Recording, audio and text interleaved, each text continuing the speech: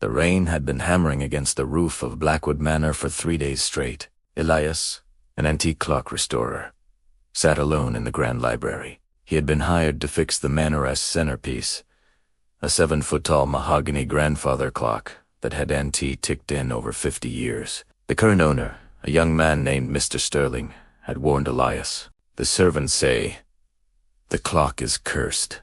He had laughed nervously. "They say it stops for the living but runs for the dead."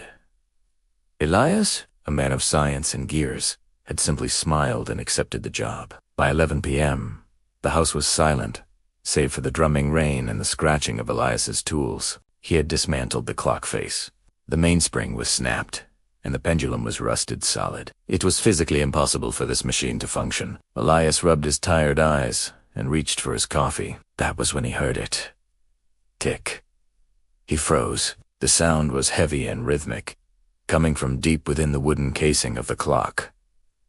Tock. Elias stood up slowly, his heart hammering against his ribs.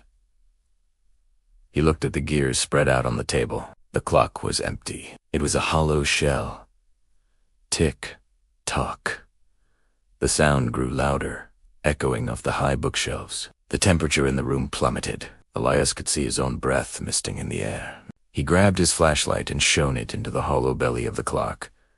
Nothing but dust and cobwebs. Suddenly, the heavy library door slammed shut. Elias spun around, dropping his flashlight. The room was plunged into darkness, illuminated only by the occasional flash of lightning outside. In the brief flashes of light, he saw something standing by the window. It was a silhouette of a woman wearing a long, ragged dress from a bygone era. She wasn't looking at him. She was staring intently at the clock. "Who is there?" Elias stammered, his voice trembling. The figure didn't answer. She raised a pale, translucent hand and pointed a bony finger at the clock face. Elias looked back at the clock. Tui Soror, the hands which he had placed on the table moments ago, were back on the dial. They were spinning wildly, faster and faster, defying gravity and mechanics. Suddenly, the spinning stopped. The hands landed on midnight. Dung. The deep chime vibrated through the floorboards. Dung. Elias counted 1, 2, 3. Standard for midnight, but the chiming didn't stop at 12. Dung. 13. The 13th chime was different. It wasn't a bell. It sounded like a scream cut short. As the sound faded, the woman by the window slowly turned her head toward Elias. Her face was a void of darkness, except for 2 glowing, sorrowful eyes. She whispered one word that carried through the cold air like a draft. "Help."